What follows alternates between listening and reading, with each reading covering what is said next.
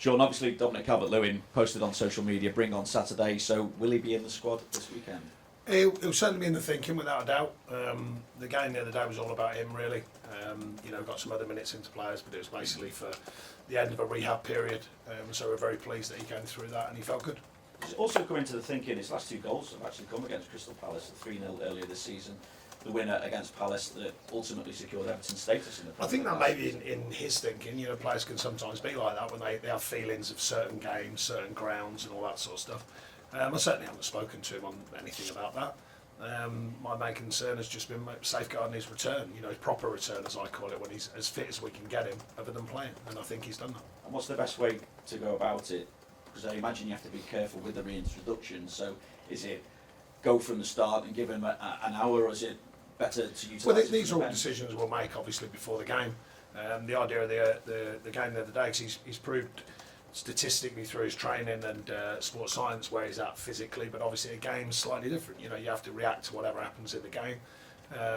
It was my decision to take him off because there was no fatigue or anything. I just thought it was common sense, him coming through sort of 70 odd minutes, and I'm pleased with that. Seamus Coleman and Onana, how are they, and any chance that they'll play? Amma's made a bit more of a recovery, so we'll see how he was out there today. We'll see how that reacts tomorrow, and then Seamus, he won't be right for this one. How big a disappointment is that, I suppose, given the influence that Seamus has been through your time here?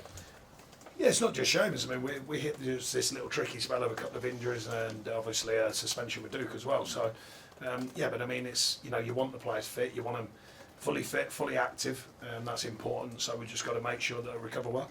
With those that are fit, what have you had to do with them this week, just to get them, I suppose, mentally back on track after Fulham?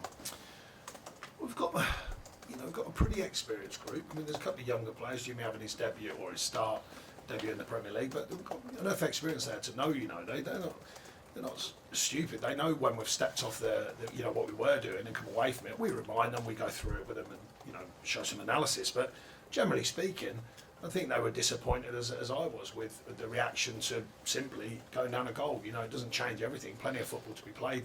And we just come off our mark, and that's important to react against what happens, because you can't always control every game. These things go against you. How quickly can we react and get back on top of the game? And we've done that pretty well since I've been here. So we've got to, basically we just reminded the players of that fact. But as I started with, not stupid players, they know. I suppose getting back to that, Mark, is the reaction you're looking for, and you're up against a side that has won 3 on the bounce under Roy Hodgson. I just wonder what you made of the way that they've kind of pulled away from the trouble that they were in. New manager bounce, as they call it. It happens. They'll be looking for consistency. Good guys, I must say. Roy, top fella. Always like he's coming in. Ray Lewin, who is one of the best managers I've worked under. Got a lot of respect for him.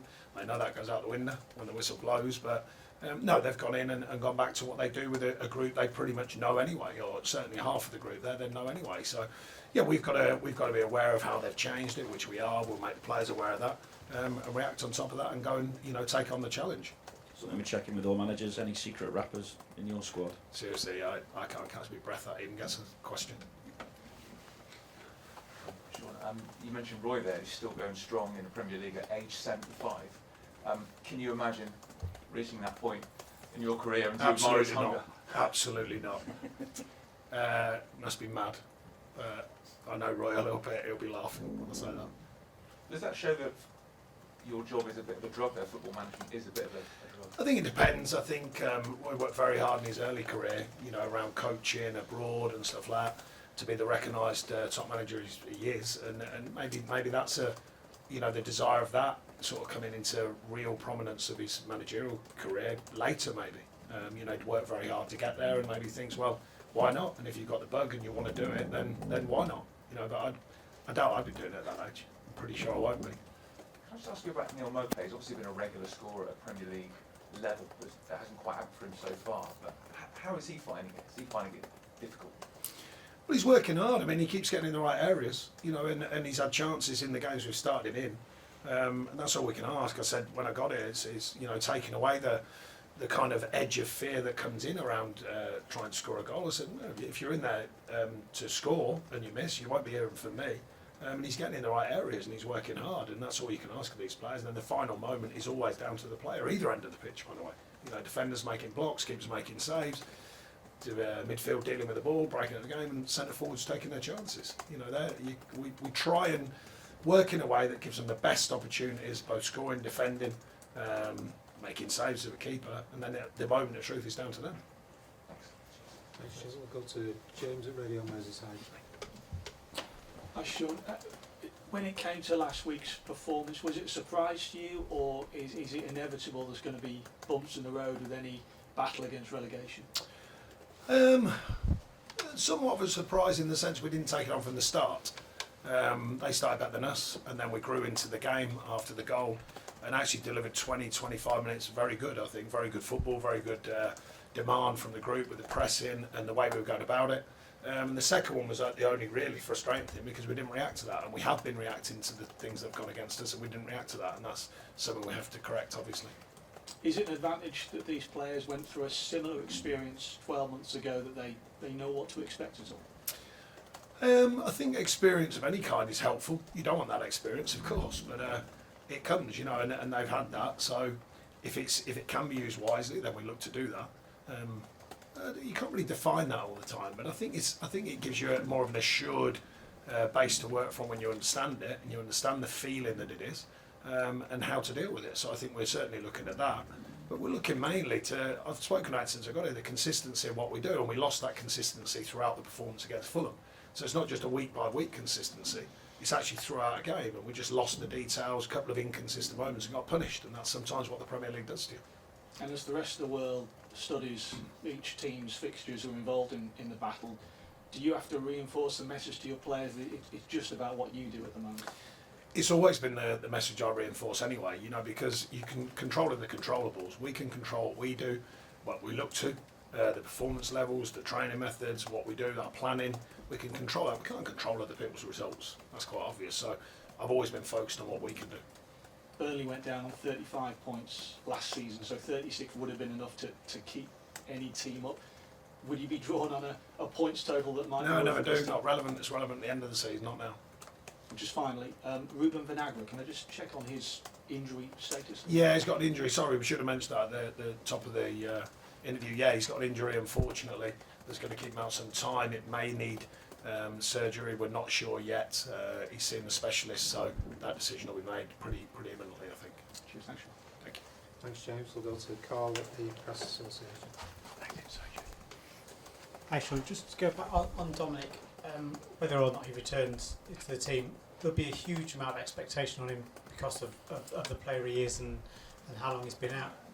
Do you have to manage that with him, or do the crowd have to have a degree of patience with him being out so long? I don't have to manage it with him. You know, you put yourselves in the bracket of top players for a reason, because your delivery of performance, and various players here have done that over their time, ups and downs, ins and outs. But that's the kind of, if you get what I mean, you kind of want that. You know, if I was a player, well, I was one, but I wasn't as good as them. But you know, you want that kind of prestige what comes with that, when people go, yeah, like, you know, you're a top player. So therefore, go and enjoy that, you know, I think. And I don't think there's any other pressure. There's certainly not pressure from me other than him to get fit and join in with what we're trying to achieve. It's a collective attitude, it's not just one player. And I just master the away form and away results has been an issue for a long time. As an experienced manager, how do you explain how clubs go so long without winning away? What's the difference between home and away, apart from the obvious? Well, it's a bit different here, because I walked into a situation, you know, where the record hasn't been great for a couple of seasons. So it's more a case of, you know, working out with the players here. For sure, it's tactical, but it's also a mentality thing. You know, you've got players who have to be ready as if it's a home game and deliver like it's a home game. Some players find that more tricky than others because of the home support, of course. But generally speaking, it's a mental shift, you know, because there are some guidelines to it, you know, about tactics and teams having home records, because it's not just your away record, of course. Some teams have, you know, very strong home records against their away record, but at the end of the day, it's the mentality for me and taking on the challenge. You know, the noise has been long enough now. People say, you know, they can't do this away, they can't do that away. So I remind the players, I go, well, let's change it then. Let's change that noise. Let's change that story. It's only us that can change it. You can't just wait for it to just some sort of magic dust that makes it change. It's down to us. It's down to us as a collective force to go and make it happen. So that's certainly what I've been relaying to the players. You know, not waiting for things to happen. Let's go and make it happen. Let's go and change the rhetoric and the story. What can you do with the players specifically then to change the perception of home and away? Like you said, there's some people struggle to. Play everyone at home. Well, that's not possible, is it? I'm not sure Okay. Premier League agrees to that. No, there's many things we attempt to do. The list is endless. I'll bore you to death. I'm happy to be bored to death. Training plans, travel plans, eating plans, beds, all sorts of different things. You're trying to look for everything. But at the end of the day, you can put all that aside because when the whistle blows is the key. You know, I mean, and enough teams, work with enough teams. Travelled days of games, travelled before the game, travelled 2 days before a game. At the end of the day, the whistle blows, the mentality has to be right for everyone to be pushing hard to go and win.